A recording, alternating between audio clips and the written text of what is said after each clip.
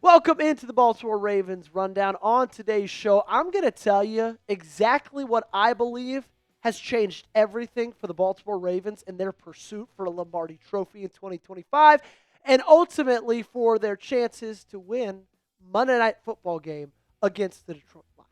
Before we get into the content, which I'm really excited to do today, so happy you guys are here with me, make sure you hit that subscribe button. We're only 13 subscribers down on our season-long sub-battle with Steelers Talk. We're going to be doing this for the next 17 weeks or the next 15 weeks. But still, I'm trying to take the lead early, and I'm trying to extend it so that way I don't have to worry about it at the end of the season. If you have not joined us yet, and you hate the Pittsburgh Steelers, love the Baltimore Ravens, and you love free things, big red sub button down below locks you in for daily coverage right here on the Ravens Rundown. I want all of you guys to remember this graphic right here. I see it on social media from time to time, and yeah, it might be a preseason graphic, but it's still hilarious that this was actually a graphic that was made and that was put out on television at one point. Of course, we're talking about the 2019 season. That season came and went, and it ended up that your best wide receivers in that year were Marquise Brown, Willie Snead IV, and Seth Roberts. 584 yards, 339 yards, and 271 yards. That year in 2019, that wide receiver core, no offense to any of those guys on it, it was an absolute embarrassment. And I don't think that that's that dramatic to say. But the funny thing about it is Lamar Jackson was so good then. He is so good, just plain and simple. He still was able to win the MVP that year. I don't think any quarterback ever could have won the MVP with that wide receiver core right there. I mean, Nick Boyle, our third tight end, had more receiving yards than our wide receiver 3 did. You went 4 straight seasons without a 1,000-yard receiver, this team, this franchise did. 2017, 2018, 2019, and 2020, 4 straight years without a single receiver getting over 1,000 yards. Then you had one in 2021, and then it took another 3 years for it to happen again. Shout out my man Zay Flowers. Also, first wide receiver to ever make a Pro Bowl. No wide receivers on your team.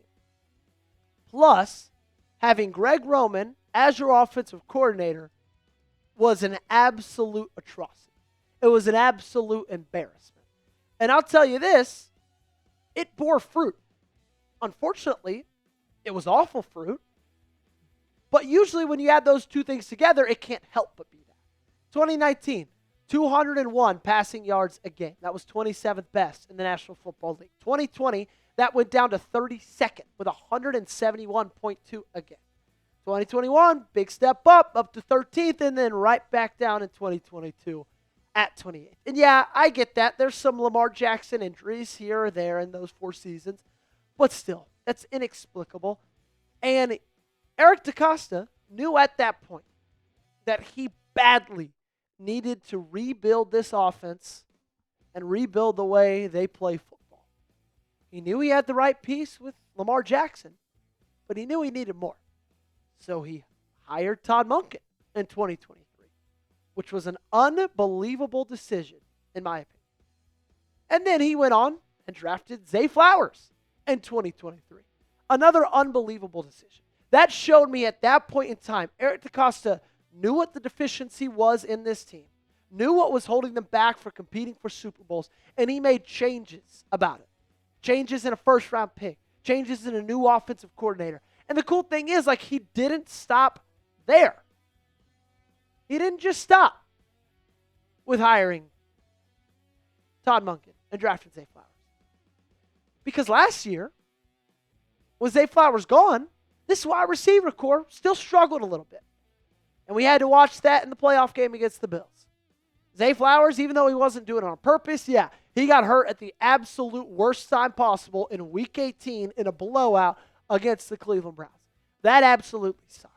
And it took him leaving, I think, for all of us to realize, hey, This wide receiver core is better than it was in 2019 and 2020 and 2021 and 2022, but it's still not necessarily where it needs to be if this team's going to compete.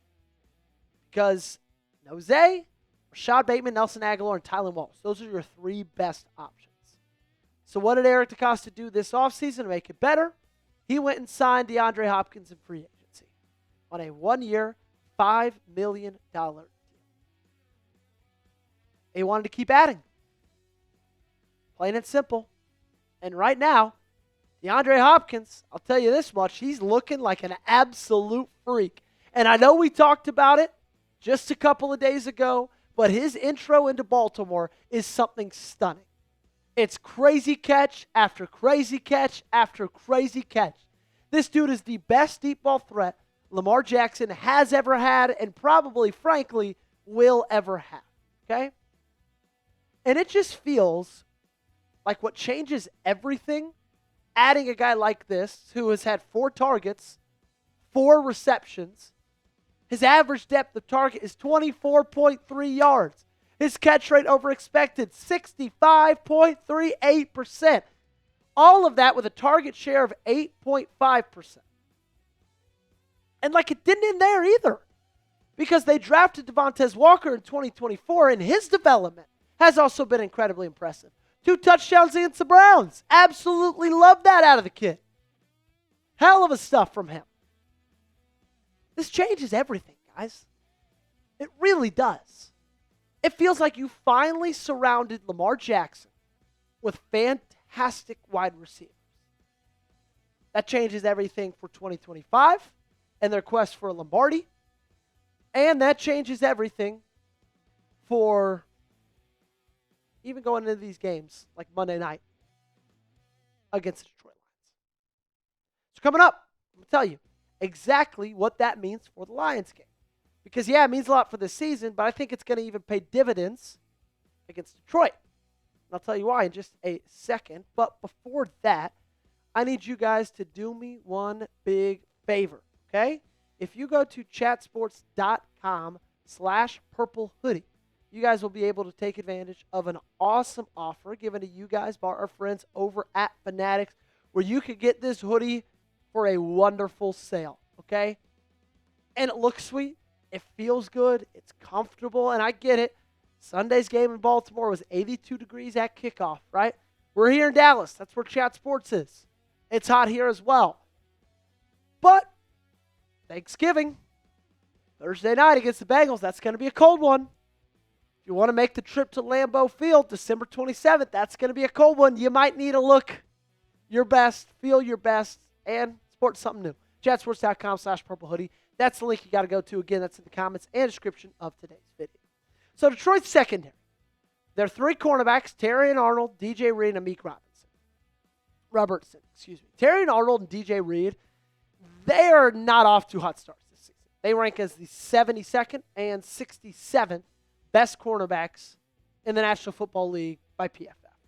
Now, the safeties, they're much better. Brian Branch, second best safety in the league, only behind Kyle Hamilton. And Kirby Joseph, although that's 51, he does have a knack to take the ball away. But we got to talk about the corners, because I think that has a little bit more to do with the wide receivers. Terrion Arnold and DJ Reed, their coverage grades are 47 and a 48. That's really bad, especially for a team that plays a ton of man. 31% of their defensive plays are played in man coverage. That is 9th most in the National Football League. Zone, they're at 66.4. 20th best, or 20th most in the National Football League. They're a top 10 man-using team across football. And they have corners that struggle with covering. Sounds like it's going to be a good day for your 3-headed monster right there in that wide receiver room. Because against man coverage this season, they've been phenomenal, especially DeAndre Hopkins and Zay Flowers. Zay's ran 29 routes against man. He's caught 7 balls for 107 yards. DeAndre Hopkins has ran 11. He's caught 4 balls for 99 yards. Rashod maybe hasn't done as well, but we've seen him in the past be good enough against man coverage for me to have confidence in him. These wide receivers are going to have a chance to absolutely feast against the Detroit Lions. They really are. Okay? Now, that pass rush, you're going to have to tame it at the offensive line. You're going to have to give these guys a chance to get open when being covered. But, man, I'm expecting a really big game from Zay Flowers. It's going to be a home environment, blackout unis. You are having Lamar Jackson going out there, and we all know what he does on Monday nights. It's going to be special, okay? What's also special, to me at least, is if you guys follow me on social media. You can find me on Twitter and on Instagram, and if you have not subscribed yet to the channel, click that big red sub button down below, okay? It guarantees you get a video every single day, and it's all 100%.